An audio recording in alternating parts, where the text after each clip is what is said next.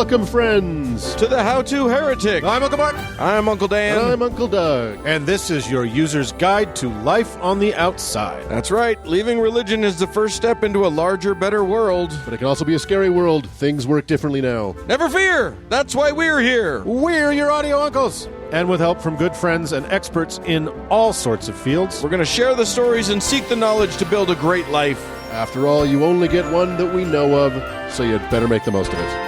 Showtime!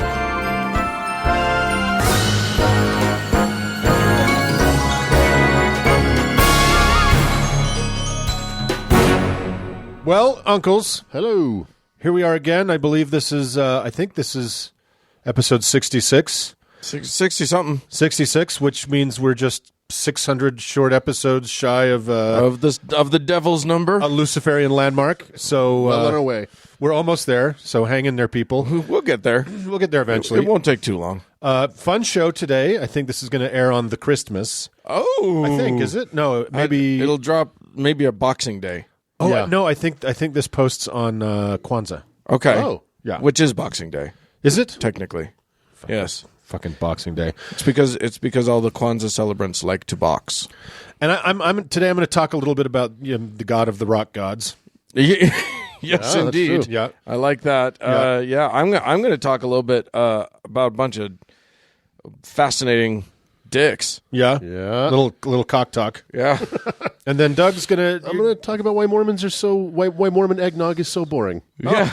Yeah, that's an hour unto itself. Yeah. So we'll do the show, but before we do, you still have a little time. Yeah, it's not too late for you to join up and become a patron of this show, and in so doing, also give to one of the most important causes in modern times in these United States, the separation of church and state, because we're going to be giving 20% of everything that we get for the month of December to the FFRF. That's right.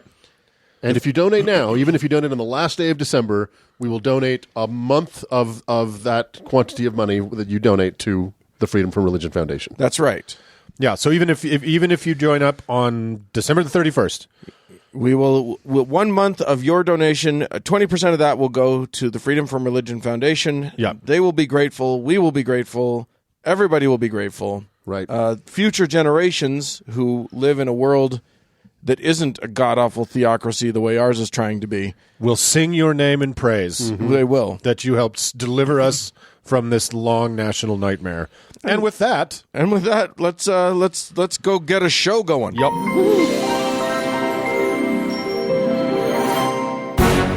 Uncle Doug. Uncle Dan. Have you ever wished that you were a member of a church that you couldn't pronounce?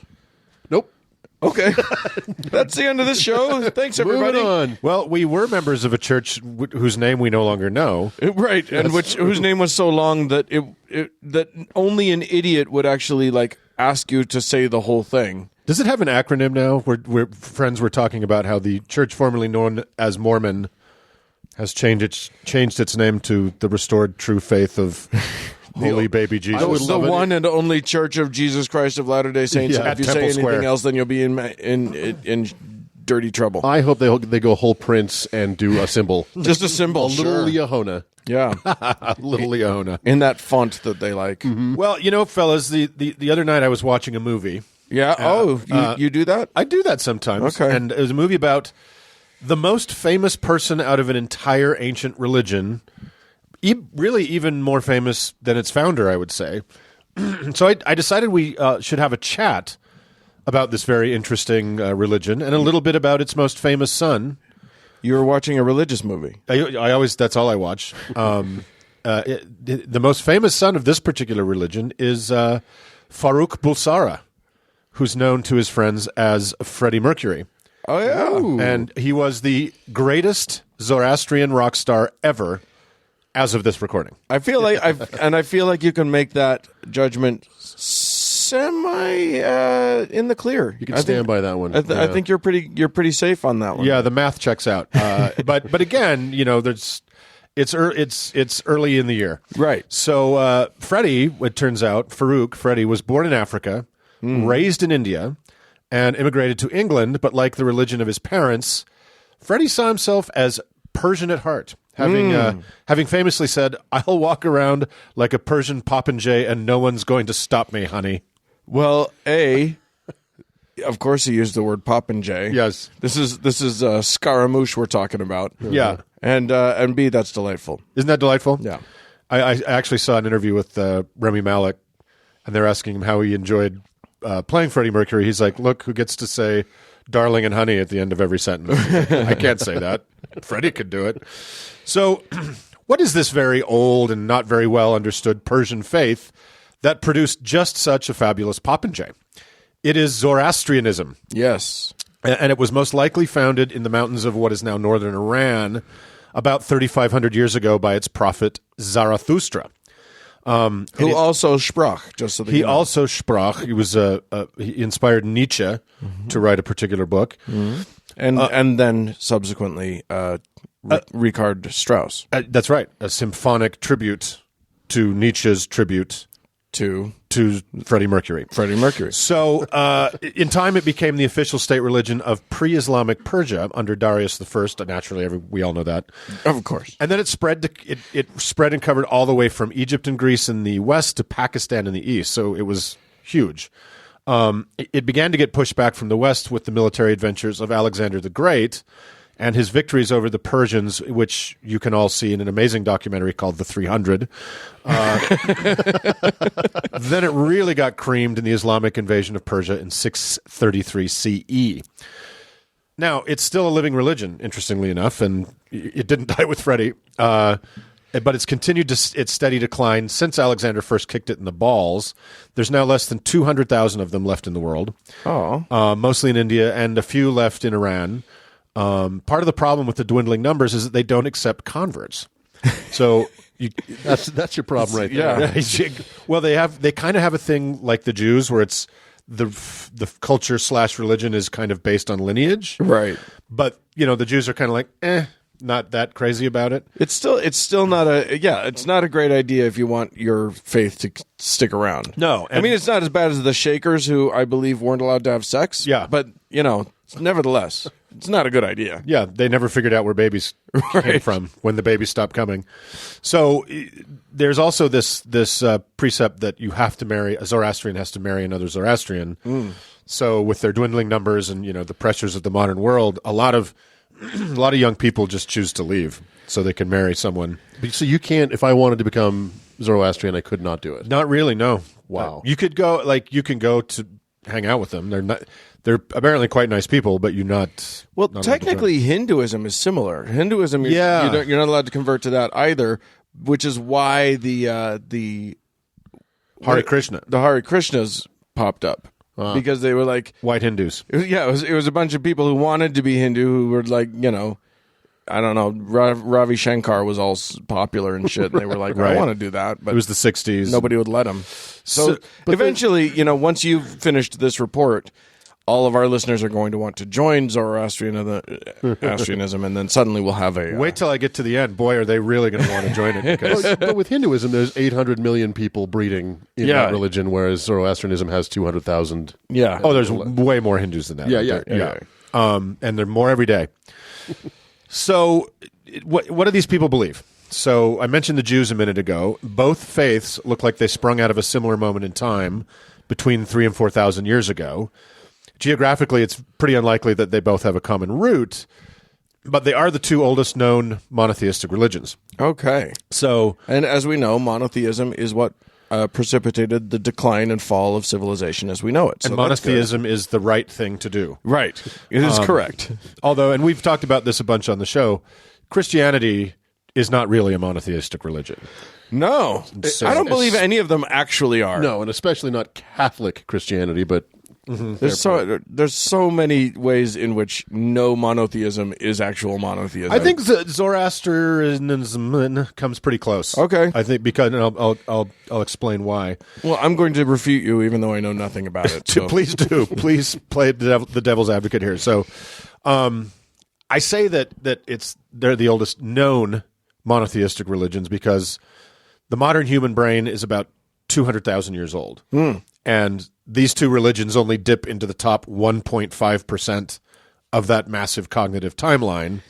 right? Which is kind of amazing when you think about it. So there were probably others that we don't know about. Sure. Let's just say there were. That's our opinion.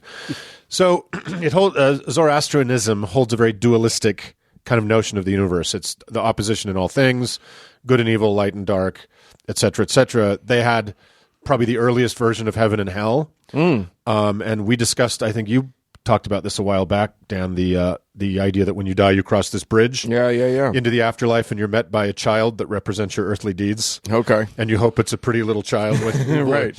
not the old hag that I'm going to see on the other side. Right. Some people think they worship fire. They don't, but fire is a super important symbol, and it represents obviously the power of light and warmth to push back the darkness. They have these temples where fires burn, are always burning, always kept alive. Stannis Baratheon is a Zoroastrian. Is he really? Good to know. He's got the red woman, and they do the fire thing. Yep. So the symbol of the religion is called the Faravahar, and you've seen it before. It's kind of a guy standing in the center of what looks like spread out eagle wings. And the wings are important. They have 3 rows of feathers, and the top row symbolizes good thoughts. The next row symbolizes good words, and the last is good deeds.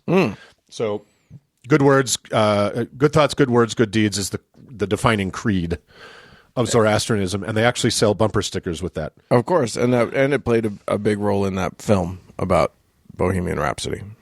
Well, I read an interview with his sister. Whose sister? Freddie's. Okay. Freddie's sister from a while ago, and she was talking about how he personally wasn't particularly religious, but yeah, but remember his dad said it to him in the movie, and then That's he right. said it back to him and stuff. I'm just saying. and she said his kindness and generosity came out of being raised as Zoroastrian. So Okay. there you go. There you go. As we discussed earlier, So why are we such dicks? Is that Mormonism? with no good. What's our thing? But Mormons, Mormon good casseroles, it's a beehive. good handshakes, and Good casseroles, good handshakes, and bad shoes. yeah. So, as I said earlier, Zoroastrianism covered a huge area in the Near East. So it was extremely influential. Growing up in the Christian world, this time of year, we all learned an absurd and maybe not real story about a Roman census that required people to drop everything and go to where their dad was from to be counted. Right. And then the hotels were booked, and a 12-year-old girl who had sex with the creator of the universe had her baby in a shed. So, Oh, holy night. well, the 3 wise men that followed a star, which is not how stars work, FYI, those guys were Zoroastrians. Oh, Yeah, and says who? not a nickname, but another name people had for Zoroastrians at the time was Magi, Okay. because then that's where the word magic comes from, because Zoroastrians were very much into astronomy and astrology. And that kind of impressed everybody. Okay. So we've all met Zoroastrians before in that story. We just didn't know that's what they were. No kidding.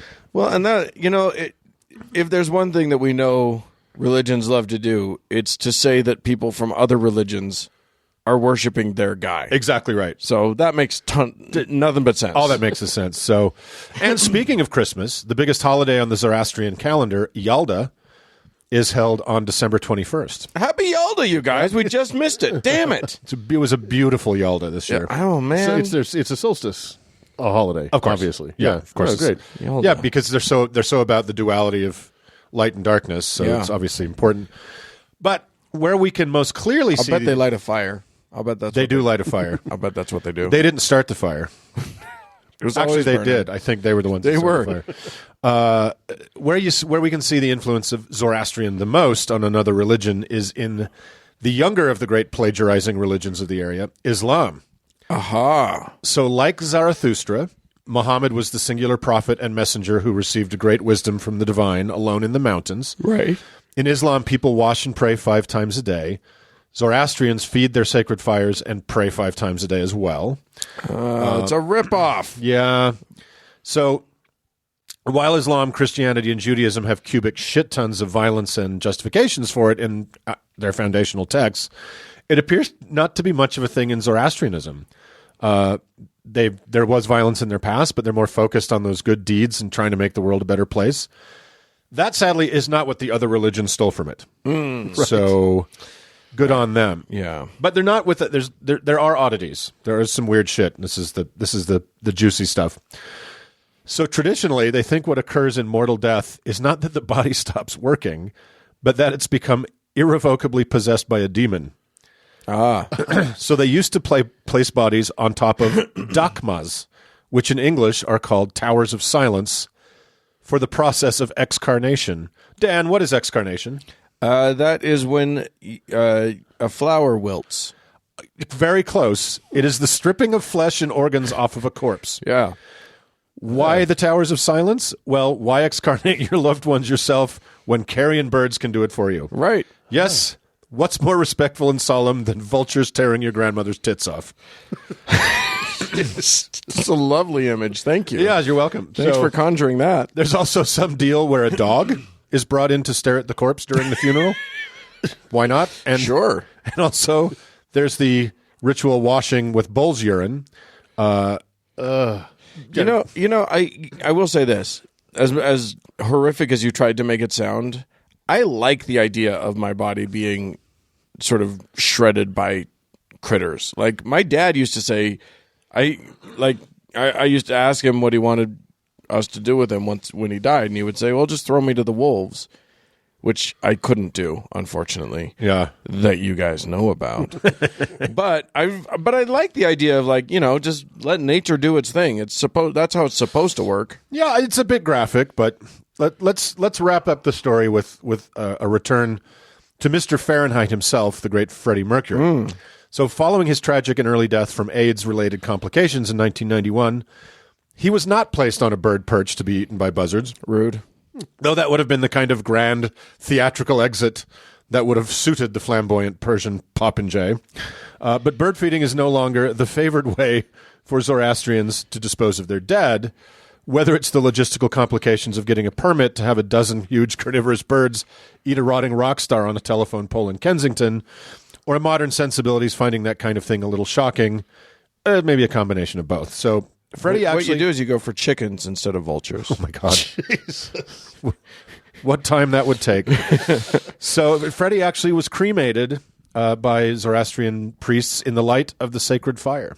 Yeah, that sounds about right. So he pushed back the darkness of death and went out in a blaze of light. Hard to think of a better way to send him off to the massive stadium concert in the sky. But that's the Zoroastrians. There you go. They've, I think I figured out a way to get all these. We can tell the Freedom from Religion Foundation how to get all the nativity scenes off of all of the state property. a Zoroastrian funeral. Those are Zoroastrians right there. Oh, They're gone. Get Andrew on the phone right now. Perfect. And Jews. Well, there you go, guys. Fancy. Thank you for that. I actually knew nothing about Zoroastrianism except for the Richard Strauss. And now you know a tiny bit more. Now I know almost nothing. Well, joyous Yalda, everyone. Okay, moving on. Well, Uncle Doug, Uncle Mark. it is the most wonderful time of the year It's the most. where we explore exciting new possibilities for the year to come. Yes, And I believe, Uncle Dan, you have... I have some. I have. It's probably too late now. But I have what could be the best gift idea known to man. the best Saturnalia ever. Yeah, exactly. We'll get to that. Yeah. Dear friends, there's nothing new under the sun.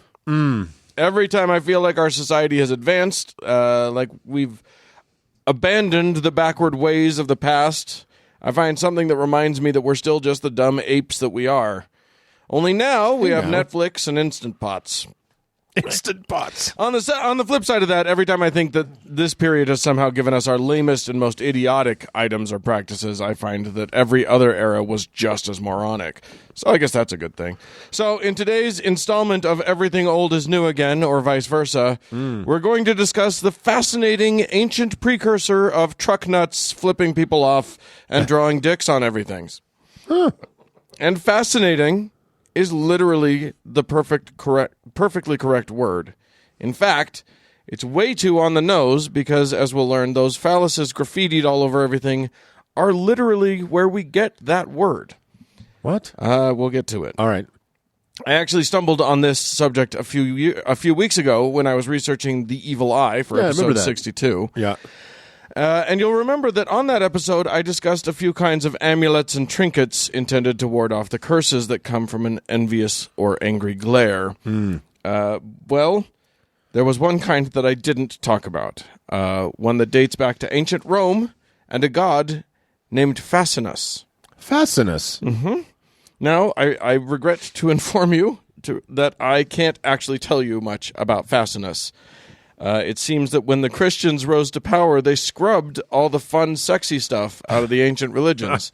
So we don't know much. We don't have many records for this guy at all. Really? Yeah, unfortunately. Which is why this isn't a Graveyard of the Gods segment. Hey, Christians, could you stop fucking everything up? Right? Just for a minute. Just leave some color in Just the world. one millennium. Just back the fuck up. Yeah. Well, no. The answer to that will be a resounding no. Clearly a no. From the Christians. That's a no from me.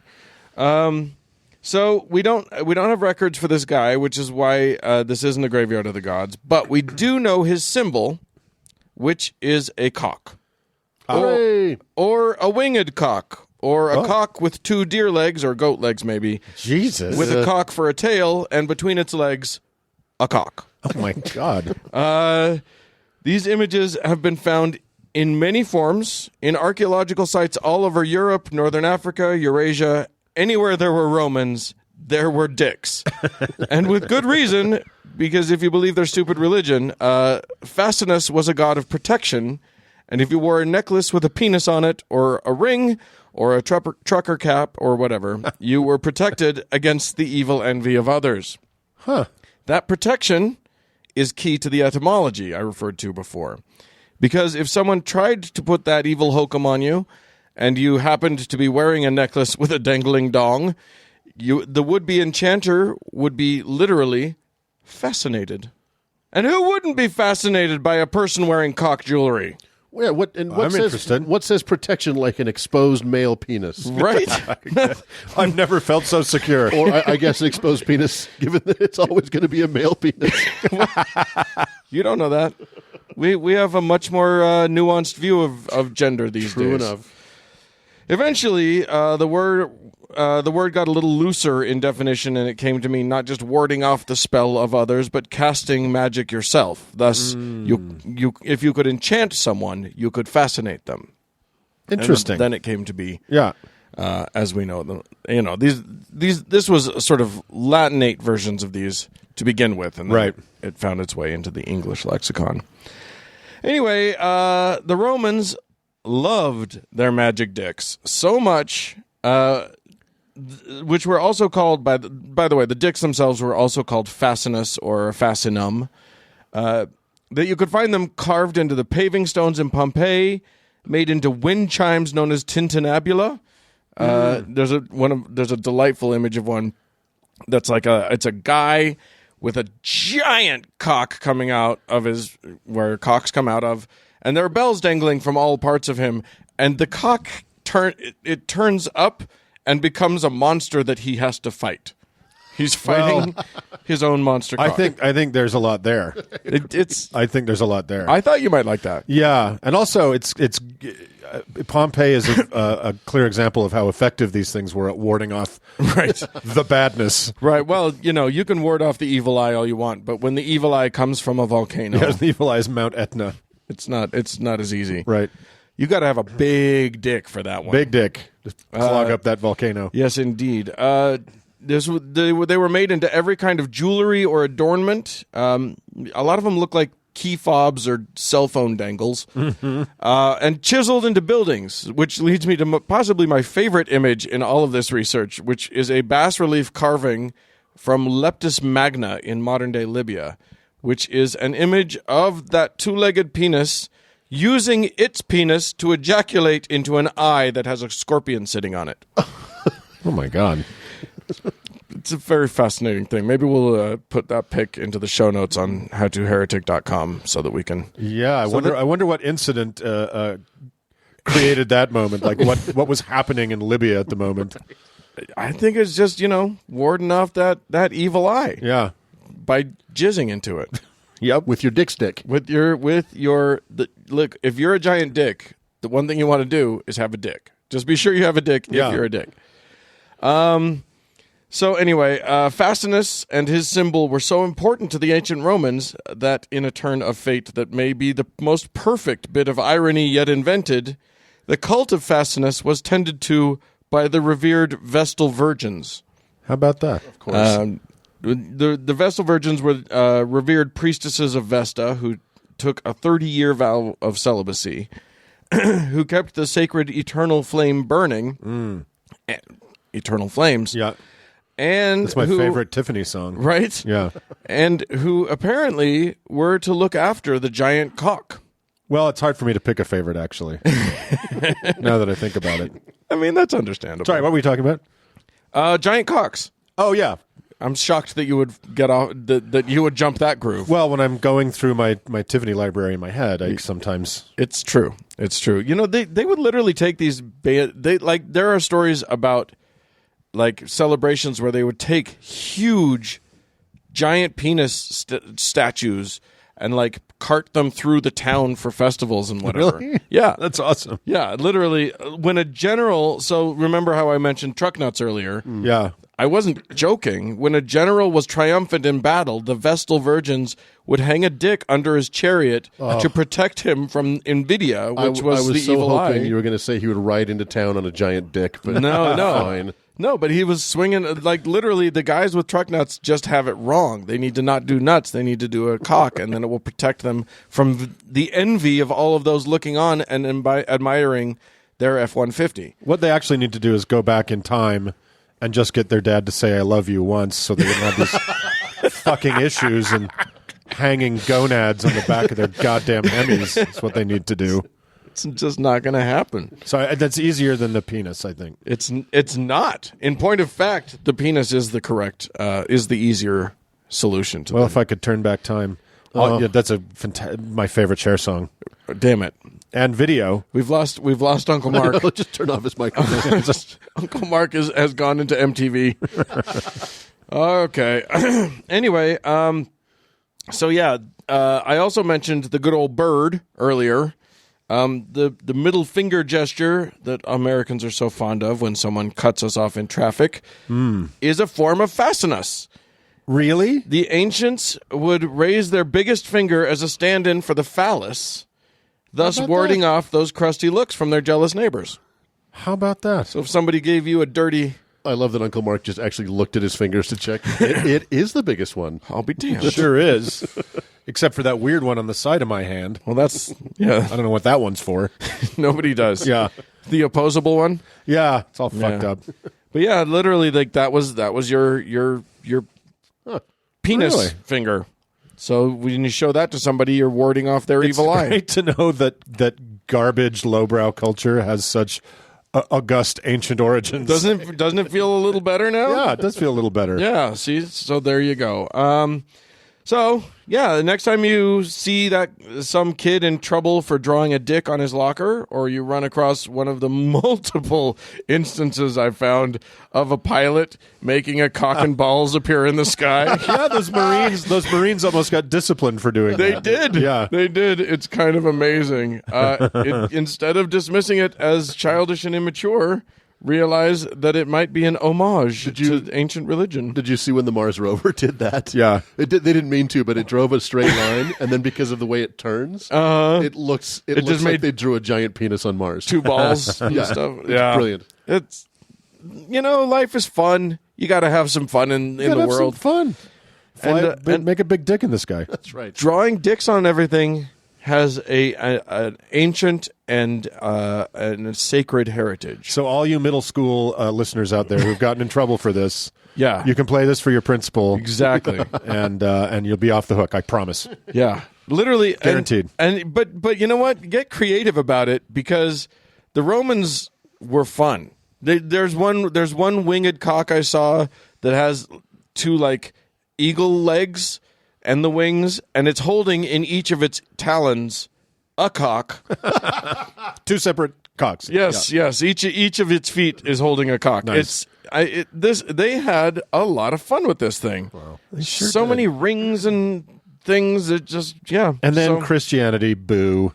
right. So So remember Fascinus, and then acknowledge And yeah, so yeah, That's why whenever anybody's seen me naked, they just kind of whisper, "Fascinating," yeah.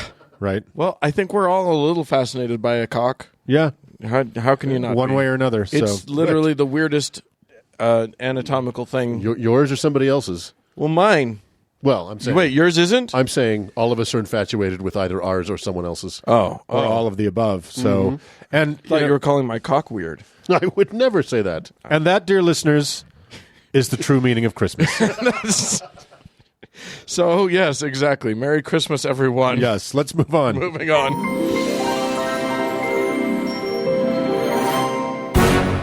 Gentlemen, Yep. Hello. people are excited. Yes. They're into the show. More importantly, they're probably into I've never listened to it. Is it good? no. No. It's okay. It's pretty tedious. You can't tell any of us apart. I mean, I gave it a 5-star review because I know that I don't want to be a dick. Yeah, that anything other than that is a super dick move. Right. So Right. I gave it a 5-star review for sure. It's not a great show, but some people are pretty stoked about it, and they're stoked about the our partnership with the FFRF for this month. Yeah. So we have some people to thank, and boy, y'all came through for us. Let me tell you. Yeah. So we've got some people. We're going to be doling out some saints. We're going to be doing some heavens. We got it all. Awesome. Baby. I'm going to start with big thanks go to Corey, to Michelle, to Mr. Jonathan, to Lucas, who is apparently out of contextually edgy names, to Jennifer. And we've got some saints. I'm gonna give one to Uncle Doug. You've got a saint for Zach. Zach. Oh my God. Your saint is Saint Patricia of the greater Burbank, California area. Saint Patricia is the patron saint of failed actors and casting couch cleaners. Oh God! Yeah. Yeah, there you go, Zach. That's your Saint Patricia. Hard to imagine why Burbank would be, appropriate for that saint, but sure. Why not? Why Yeah. not? You know, these just are whatever comes to us, so we can't really do much about Right. what happens. Zach, congratulations on that. Uncle Mark, why don't you give one to Matthew? Matthew. Well, let's see. I'm gonna go for a classic. I'm gonna go for Saint Blabagale of Texarkana, and Saint Blabagale is the patron saint of commercial weed control and early American handicrafts. Love it. Yeah, Love it. Congratulations. Love it. That is, Matthew, you're in for a good one. And I'm going to give a saint to Benjamin, and Benjamin's saint is Saint Steve of Adelaide in Australia. Yeah. And Saint Steve of Adelaide is the patron saint of oddly named and odd-looking animals Yep. and of poisonous mammals. Great. Ooh. So Yeah. Awesome. That's congratulations. good for you, Benjamin. And we also have some heavens to dole out. What a to week. people. Cow. Now, I'll remind people that, if you give it different levels, you get different benefits. The bennies start rolling in, baby. Yeah.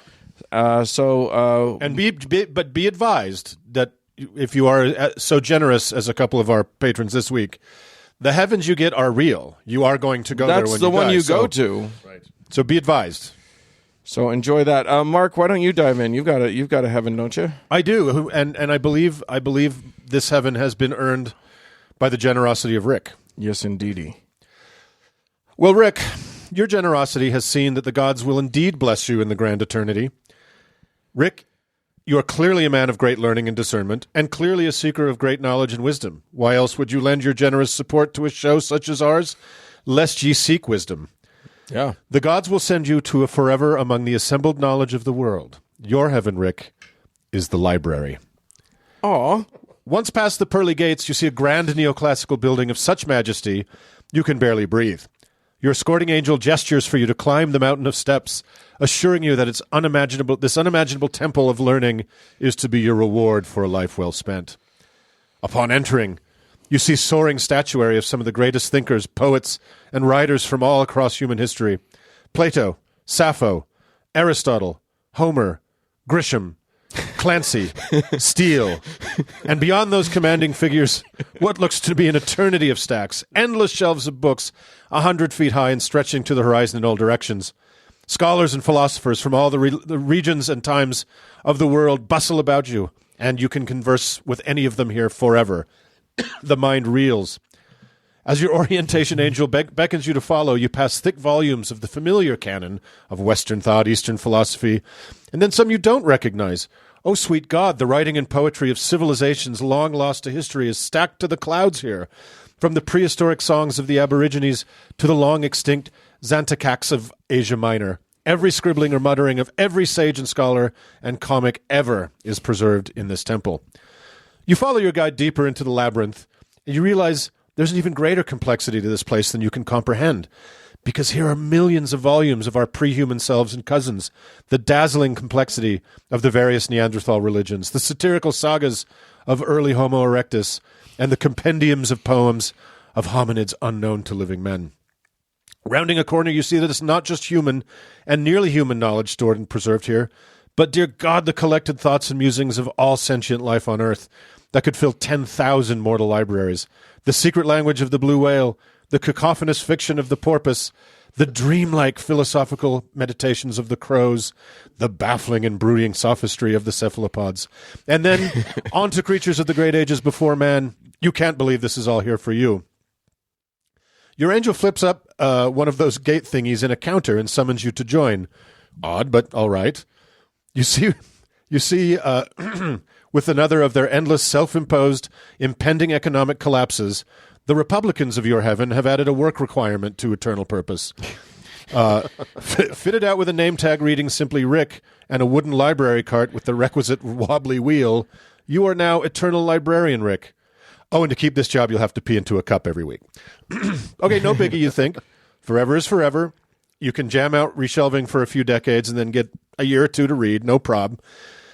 But a nearly infinite library full of millions of history's greatest minds, coupled with the recent brutal staffing cuts when the union got tossed out, means you've got your work cut out for you. Think of Sisyphus and the boulder, but with books. With the average shelf being 100 feet high and potentially 1,000 miles long, whoo-wee, it's a chore. So, couple that with having to learn the bafflingly three-dimensional Dewey Kablooey decimal system that goes out to the 900th digit in the X, Y, and Z axis, that reading sabbatical is looking a long way off, kiddo. And just when you think you stem the ceaseless tide of restacking, there's another goddamn holiday display you need to make a construction paper tree or candle holder thingy and to select cheekily relevant titles for. Christmas, Easter, Jesus. Then there's the Jews. You have too many holidays, guys, you yell into the marble vastness. And why the fuck did Homo heidelbergensis have a totally distinct holiday for every fucking full moon? Shocked patrons shush you whenever you have one of your outbursts. Ha ha, very funny, you hiss, as you shush them right back. You're the shusher. Get the fuck out of here with all this shushing at me, you spit out under your breath. And would it kill Janice in special collections to take her lunch an hour later so you could eat your egg salad sandwich and celery sticks alone in peace? Pushing this goddamn cart around all day just to find Thomas fucking Aquinas beating off in the juvenile section again. Jesus, you'd be happy to have the time just to read the inside of your eyelids for 5 fucking seconds. But as you know, Rick, that's not part of the deal with eternal life. Our mansions in the afterlife are built with the materials we send through the veil. So hop to it, Eternal Librarian Rick, in your custom heaven from which there is no respite and no escape. Ooh, I hope Rick can read. Well, when would he have time? There is that. Enjoy that, Rick. Yeah, that's great. And I need to do a heaven for Shane. Now, Shane, you guys can appreciate this. We're not writing these heavens. This isn't us just making shit up. Oh my God, no. This just comes to us through divine inspiration. This is us peeking into your future. Yes, exactly. So Shane, your heaven may not be as long and boring as the one that Mark just did, but it's short and sweet, and I think you'll like it. Shane, have you ever experienced the dread as you approached a public restroom in a less than desirable place? Maybe you were in a grungy gas station and suddenly felt the call of nature, or maybe those last 3 beers at that disgusting dive bar just kicked in. Or maybe that questionable fried something on a stick at the county fair hit you with a tummy rumble sufficient to compel you to brave the porta-johns. Or maybe you went to China at some point. If you have experienced any of these nightmare scenarios, you know that there's little worse. Now, Shane, I'd like you to envision the opposite experience. Maybe you've stayed in a luxury hotel or eaten at a 3 Michelin star, $200 a plate high-end restaurant. Whatever the scenario, I'd like you to imagine the best bathroom experience possible. Maybe it's gorgeous marble-clad walls and gold swans for fixtures, or the warmth and comfort of wood tones surrounding you. The toilet with warmed seat and built-in Japanese bidet plays comforting flowing river sounds that mask your own disgusting noises, and your favorite scents permeate the air, keeping your nostrils safe from the vileness that invariably emanates from your nasty doings.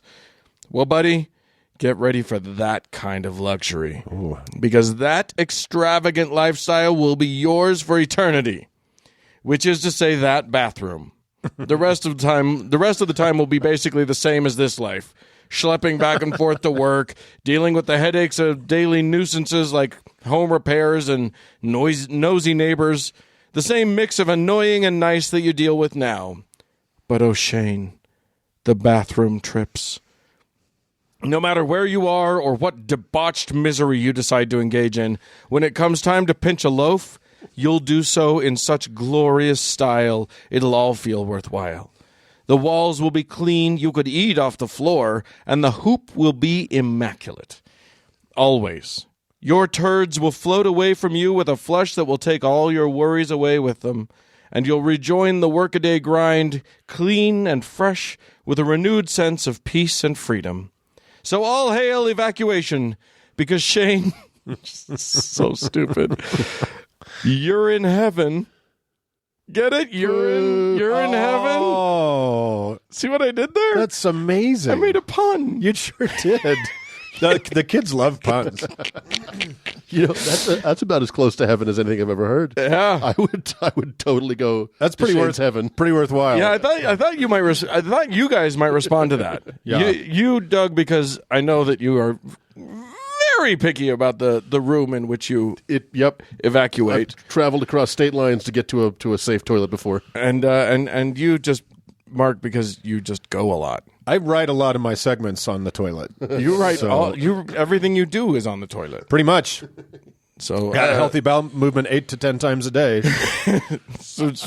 Keeps the doctor away. It shouldn't though. That's time to see a doctor. Well, if you guys want to go to one of these wonderful heavens, or certainly to have a saint, which is easy enough to do, just go to howtoheretic.com. There's the Patreon link. Hit that. Pour your life savings into it. Whatever Madoff left you. Put in there, and we love you. And if you don't have that kind of scratch just laying about, that's fine too. Be sure to tell your friends about the show and leave a 5-star review wherever you can, and that'll be sufficient. And too. Don't forget, for several more days, 20% of that goes to the FRF. Yes, all the work indeed, they do. That's right. So happy holidays, everybody. Let's move on.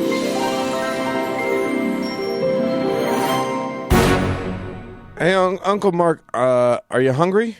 Well, I am. Well, we could have something to eat, but I can tell you a whole bunch of things you can't eat. Well, I can't eat much right now because I have burned the shit out of my tongue. Have you? Yeah. What'd you do? Oh, well, I took strong drink. Did you have a hot drink or strong drink? I had a strong hot drink. You're not. Well, it's December. I had a strong hot drink last night too. Did you? I think we're gonna die. Did you burn your tongue? I didn't. I was careful. Well, But I as long did as put you some eat meat cayenne. sparingly. Doug, tell us how we can avoid burning our tongues and offending the lard. Well, I think we've been talking about doing this for a little while, but recent events have kind of pushed it to the fore, so to speak. We're in Mormon land. We are in Mormon land, and in the wake of the 2018 midterm elections, several states have been making alarming moves to reduce or repeal the will of the people. So to our brothers and sisters in Michigan, Wisconsin, Florida, North Carolina, Kansas, all we can say is welcome to the motherfucking club. Yeah. We here in the Kingdom of Utah have been having our will distorted and reduced for about 100 plus years. Mm-hmm. Most recently, the good people of Utah, by a resounding 53 to 47%, voted to enact Proposition 2, which would allow for the use of medical marijuana in Utah. Hallelujah. Yeah. Yeah, just medical. Just medical. Just Now- a nice, and just for them is what could use it. Yep, with the glaucoma and the cancers and such. And I've got a friend who's got some sort of face condition. I don't really? remember what it's called, but it's searing, awful pain, which can be touched by nothing. Oh my God. Except weed. No kidding. So she's a criminal. There you go. Well, if the people around the world know one thing about Mormons, it's polygamy. But if they know two things about Mormons, it's polygamy and pairs of white boys on bicycles. But if they know three things about Mormons, it's polygamy, white boys, and the fact that they don't drink alcohol, they don't smoke, and they don't drink coffee. And they don't dance. And then Have you ever heard that? Has anyone ever asked you that? That's not the Mormons, by the way, but I hear that a lot. Mormons don't dance. Yeah. Mormons dance. Yeah, actually, it's I can attest for professional reasons that there are quite a few excellent Mormon dancers. Yeah, and, You'll always see a Utah contingent in those. So you think you can dance? The ballroom and the modern. They love that oddly stuff. enough, and the for ballet for a religion that sees any kind of creative expression as fornication of some kind. and is terrified of shoulders on girls. We should dig into that one day, but not today. Not today. So to say that the results of Prop 2 were surprising is an understatement, and nowhere was that more surprising than at Temple Square here in Utah, which is the seat of power for the church, in front of which the state is prostrated. So under explicit direction from the church leadership, the Utah legislature sprang into action in the wake of Prop 2, calling a one-day special session to write their own medical marijuana bill, supplanting Prop 2 and the will of the people. Well, they didn't write the bill. They had that bill locked and loaded. Exactly. It was ready to go. Yep. Yeah. They knew exactly Yeah. what they were going to do. No legislature works that quickly. It was naked even by Utah standards. Exactly. Well, yeah, and they didn't write the bill. No. The guys downtown wrote the bill. Exactly. Right. So among The state capitol here is just an overflow meeting room for the church, for real. essentially. And the FurFurf should look into this now that we're giving them all this money. Yeah, right? No, hey, there's just buying something here. Yeah, we'll buy some influence, okay? You do me a favor one day. Among other things, the bill prevents authorized users from growing their own marijuana. It reduces the number of approved dispensaries from 40 to 7, and requires that these dispensaries employ pharmacists that can reduce doses at their discretion. Pharmacists who will gleefully slut-shame women for buying birth control while doling out Viagra like it's the fall of Rome. Right. Or so I've been told. Yeah, nothing like giving Mormon pharmacists Yeah. power over Power. how weed is distributed. Exactly. Right, yeah, exactly. This is you guys will love this. It also outlaws most types of edibles, except for, this is true, gelatin cubes. For our non-Mormon listeners out there, that's the good. Mormon sacrament is a little piece of Wonder Bread, a little cup of water, and the third leg of that stool is Jell-O salad. That's Let me right. tell you something. Utahns eat Jell-O the way New Orleanians eat gumbo. Exactly. It is the state fruit. Right. It is. In fact, Jell-O is the only colorful thing a young Mormon will ever experience. Well, it's the only food on the table that is anything but brown or gray. I don't know. Kraft mac and cheese is pretty bright. That's true. I'll give you that. Mac and cheese. So, why? Why do Mormons adhere to this strict behavioral code? What is this code? Where did it come from? Well, like most things in Mormonism, it sprang from the troubled mind of Joseph Smith. Peace be upon him. Peace be upon him. Back in 1833, when Joseph was developing his newly formed church, they would sometimes hold meetings in his house. Yeah. As this was the case, any gaggle of men in the mid 19th century, they smoked up a storm and chewed tobacco and spit all over the place. Delicious. Yum. Joseph's wife, Emma, complained, rightly, that it was disgusting to have to clean up after these men. And since Joseph was not If going... only she knew what else he was up to. I was going to say, and since Joseph wasn't going to give up on teenage poontang for Emma, Right. he thought he'd concede on this point and received a, quote, revelation from God that is known as the Word of Wisdom, forever enshrined in Mormon canon as Section 89 of the Doctrine and Covenants. I want to know how many of Joseph and Emma's arguments ended up in a revelation. You know what? A bunch. Most A of whole them. bunch. There's a bunch. There's a whole bunch of like, my servant Emma will cease to Right. nag. Well, shut her goddamn hole she when I was don't the- come when I come home a little late. Wasn't she the only living person ever named in a revelation? No, she Were might there be more? the only living woman, but her name's in there quite a bit. Yeah. Yeah. But there are others. Yeah, God told me you're a bitch. Totally. So, yeah. If you say it in fun like old Englishy phrasing, Yeah. and the Lord hath spoken unto me, saying, "Thou art bitchy, and shut We'll- thy damned face." we'll definitely get to that. Yeah. So let's dive into this divinely inspired health code. It's only 21 verses long, but we'll focus on the main points. So, Okay. Starting with verse 1, a word of wisdom for the benefit of the council of high priests assembled in Kirtland and the church, and also the saints of Zion. Verse 2, to be sent greeting, not by commandment or constraint, but by revelation and the word of wisdom, showing forth the order and will of God in the temporal salvation of all saints in the last days. It's not a commandment. Yeah, that feels pretty Yeah. wishy-washy. Yeah. It's just like Just a suggestion. it's a bit of wisdom. Follow it if you want Listen. to. It's a good idea, maybe. Yeah, it's like that's so funny that it's a revelation, Yeah. but B, it's kind of like stitch 9, stitch Take time it, you saves can leave 9. it. You know what I Yeah, mean? Exactly. Okay, Okay, folk wisdom from the Lord. Yeah. moving on, verse 5, that insomuch as any man drinketh wine or strong drink among you, behold, it is not good. Neither meat in the sight of your Father, only in assembling yourselves together to offer up your sacrament before him. Verse 6, and behold, this should be wine, yea, pure wine of the grape of the vine, of your own make. So it seems clear, strong drink is out, except wine for sacrament, Yeah. and you have to make it yourself. Okay, well that's typically Mormon kind of thrift. Yeah, and I sure. am going to point out that strong drink at that time Yeah. was very clearly spirits. Right. Beer Beer and wine were not is not necessarily included grouped in yeah. strong drink. Still is not. Right. Right. I mean, still is not technically. No. Yeah. So like And there is no, beer is never addressed. He does kind of say, like, with that one sentence there about the vine and the wine, but beer is never addressed. yeah, I think and Mormons don't know this now. Yeah. And when you tell them, they kind of just shake their head and pretend you didn't say anything. But like, yeah, beer was totally fine. Yep. Believe me, Joseph Smith liked him some beer. And then verse 7, and again, strong drinks are not for the belly, but for the washing of your bodies, because who doesn't like a nice bourbon bath? Oh my god! I know, right? Just to douse myself in a spiced rum. What's that aroma? Wait, you don't do that? You smell like one of the rubber mats at a bar at closing time. It's one of the most glorious smells there is. Verse 8, and again, tobacco is not for the body, neither for the belly, and it is not good for man, but is an herb for bruises and all sick cattle, to be used with judgment and skill. Okay, So it's a poultice. that seems pretty clear.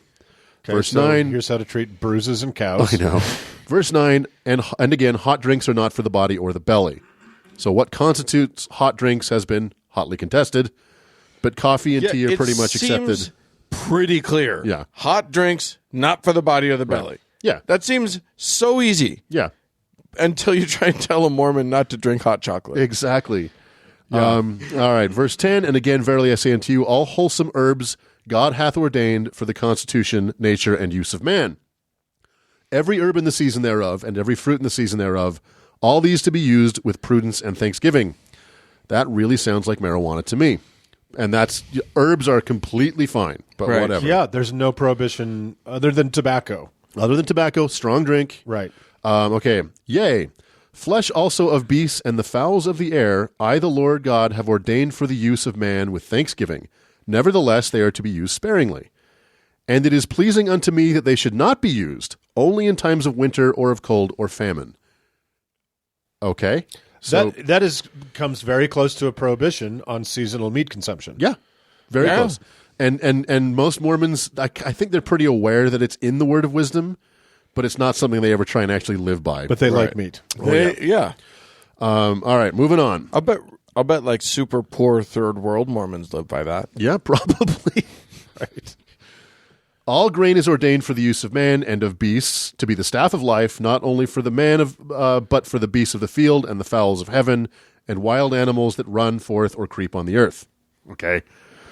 And these hath God made for the use of man only in times of famine and excess of hunger. What? Wait, what did he make for All grain is ordained for the use of man, but Grain? only in times of famine and excess hunger. Okay, so you can't eat meat Or grain now. or grain. Yeah, no bread right. until you're hungry. Which I tend not to eat bread until I'm hungry. And then I try not to. Generally. Yeah. This is really dumb. Nevertheless, wheat for man, and corn for the ox, and oats for the horse, and rye for the fowls, and for swine, and for all beasts of the field, and barley for all useful animals, and for mild drinks, as also other grain. Okay. Did you say orts? Orcs, Orts. oats for the horse. Okay. You said orts. Orcs for the house. I feel like he was just kind of padding out the revelation at this point, like Yeah. stretching it. Yeah. Although what's interesting is that mild drink, that's the beer thing. Yeah, very, very It's- right. It's a grain it's drink. Pro beer. Yeah, there you go. A mild grain drink, that's called beer. Yeah. So, rounding it out, it says, "And all saints who remember to keep and do these sayings, walking in obedience to the commandments, shall receive health in their navel and marrow in their bones, and shall find wisdom and great treasures of knowledge, even hidden treasures." What? Why does my navel need health? And find hidden treasures if you if you don't eat goose in the hot months. Does that mean that, like, is it referring to the lint balls that I pull out of my navel? Are those the hidden treasures? You don't save those? Yeah, they're treasures. I can make a whole new shirt eventually. So God says, and verse 20 and 21, and shall run and not be weary, and shall walk and not faint. It's a very popular Mormon phrase. Yeah. And I, the Lord, give unto them a promise, that the destroying angel shall pass by them as the children of Israel, and not slay them. Amen. Well, it escalated quickly. Well, clearly he was talking about Porter Rockwell, which is a subject for another time. Right. So, firstly, it's not a commandment. It's a recommendation. The prescriptions against alcohol and tobacco seem pretty clear, at least spirituous alcohol and wine. Right. If not beer. However, the hot drink thing is unclear, and what the fuck is going on with meat? So here's what is important. It's not unclear. The hot drink thing is perfectly clear. No it's just hot drinks. It just says no hot drinks. Yeah, but hot chocolate and wassail, if you took those away from Mormons in December, they would starve to death. I know. I'm saying it's not clear to them. It's just clear. Yeah, so here's the for non-Mormon listeners, what is critical to know about this, as what Doug has illustrated, is a suggestion via revelation, is that this is the most fucking important goddamn thing to Right. Mormons, period. Right. So drinking alcohol, Mormons may say fuck a time or two. Mormons may, when Yeah, they were at this is a big deal. BYU, put their penis in somebody and not move much. They may have sinned in so many other ways, but they will go to their fucking graves, never having a cup of coffee, Or and smoking never a having cigarette.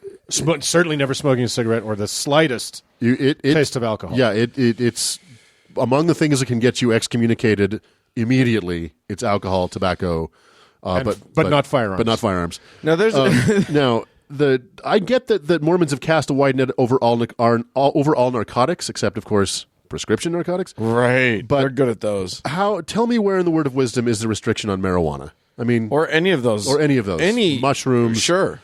All right. So after a few years, the revelation took on a life of its own, and it was pretty easily adoptable to the hard-bitten Protestant sensibilities of the area and the time, although Joseph Smith was seen drinking and smoking on many, many occasions. Including the night before he died. Yeah, His yeah, last night on earth, he drank a glass of wine. Brigham Young had a pretty strong good for thee but not for me attitude with respect to this law. Yeah. Famously operating breweries and distilleries in Utah, including the infamous Valley Tan whiskey, which Yeah. Mark Twain said was made from imported fire and brimstone. That's the nicest thing you had to say about Utah. That is truly. Coke and caffeinated soda is a gray area, which is odd for a religion that doesn't really peddle in gray areas. Right. Well, I mean, that was just one where, like, I think that came from people sort of questioning why hot drink is Yeah. not okay. Why? Okay, so yeah, you can't have coffee, but you can have hot chocolate. Well, why not coffee? Caffeine. Oh, well, then what about Coke? But nobody say it doesn't ever say caffeine. Now, are you going to talk to us about how it was canonized as a law?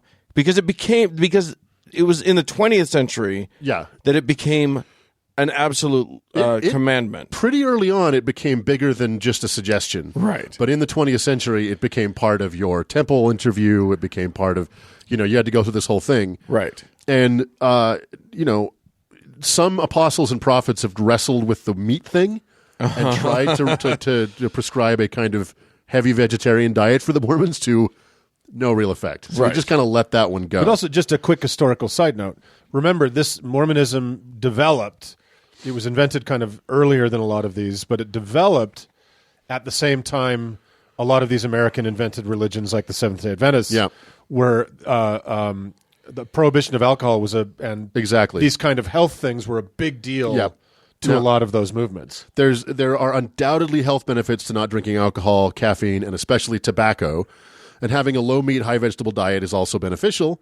And Mormon apologists claim that this is proof of the prescience and divinity of the word of wisdom, since most of the ill effects of these things weren't scientifically proven until decades after. They but were well known. just like you said, while that is true, it is also moot because the restriction on tobacco was because it was disgusting. Right. And drunkenness was a plague in America at the time. The temperance movement was in full swing at this time. Right. Well, and I don't know if you crossed this as in your research, but Joseph Smith didn't come up with these rules.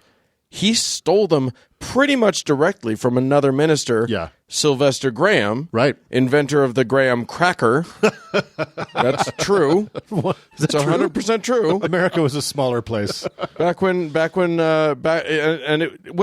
Sylvester Graham also had a contemporary named Kellogg, who his invention was the corn flake, which was these guys were inventing these things as the superfood of the day. They were the acai bowl of their time. There was a kind of health movement, and it was always tied in with religion. It was part of that kind of brutal frontier Puritanism that was driving a lot of these movements at the time. Right. It was all part of the temperance movement. It was and the Salvation Army was a big temperance force. And one would think that an omnipotent God that had the best interests of its meat sacks in mind would drop in a mention of hydrogenated oils, cholesterol, high fructose corn syrup, chlorofluorocarbons, opioids, amphetamines, washing your fucking hands. maybe something about the germ theory of disease. Yeah. But they didn't. So No. So yeah, that's there's a reason why Mormons are so obtuse and fanatical about it, and it comes out of a kind of mid-19th century recommendation. And I'm not going to say whence comes these whispers, but if you want to follow along, we have a little secret inside knowledge. there might be a change to these rules in the near future in Mormonism. I'll believe it when I see it. I will too. Yeah. It may not happen, but lately rules about whispers about changes within the Mormonism have come to pass. Yeah, that's true. And connect to real quick, so non-Mormons understand fully the seriousness with which Mormons take the word of wisdom. God. The parts of the word of wisdom they take seriously. Right. The show that everybody liked on HBO several years ago, Big Love, and it was off to a great start. And there was the main family that were kind of the suburban Mormons, polygamous. And somehow this got past the people producing the show. And every morning, while they're standing around the kitchen talking, they would be pouring coffee out of a coffee maker and drinking out of mugs. And I was like, How did you miss this? totally derailed the show for me. Right. I'm like, I can't watch it anymore. This would never fucking happen. It's literally, you might as well be Dexter. Right. If you're doing It would never happen. If you are doing this stuff, like good Mormon families, a lot can go wrong, but you're not. And in fairness, a lot of Mormons just put on the show of not doing it, and then they do it. There's an old joke about why do you bring two Mormons fishing? So one of them won't drink all your beer. Yeah, that's right. But Right. well, as I was doing this research and I was kind of thinking about revelations to deal with minor inconveniences, and I was kind of thinking about Uncle Mark, you and I come here for this podcast, and Dan is so gracious to host us, but oftentimes there isn't enough clean glassware for us to drink from. Because of Dan's rock and roll lifestyle, occasionally he has to, there's just not enough clean glassware. So I received a revelation of my own. You're dish shaming me. I'm not, And I read it to you now. Behold, my servant Daniel doth often not have clean glassware for his fellow uncles to partake of the water. Yea, the purest water of the snows of the mountains. Verily I say unto you, clean your glassware and bring your house into order on the eve of your fellow uncle's visit, or I, the Lord God of Israel, shall destroy your house and bring under the yoke your children and your children's children unto the 10th generation. However, Daniel, inasmuch as ye do these things, a place shall be set aside for thee and thy seed in the fields of Richfield, that you may multiply and fill the earth. Go and see that there be clean cups, even of ivory, wood, brass, iron, and marble, for your fellow uncles, for they thirst, for they are hungover. Amen.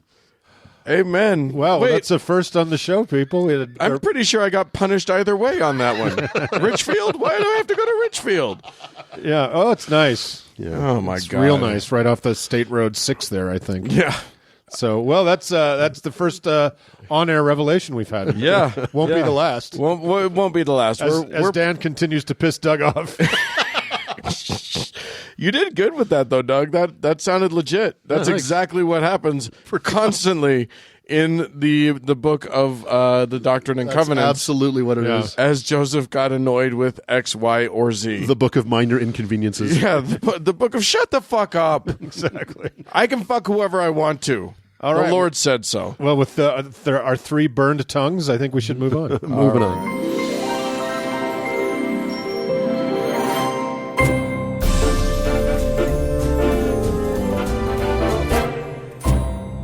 Well, friends, that is it for this week's show. Hey, we'd love to hear from you. Send us an email at howto@howtoheretic.com. Or you can tell us about your cock fractal art, cock and a cock and a cock and a cock, by leaving us a voicemail at 903-88-HOW-TO, which is 903-884-6986.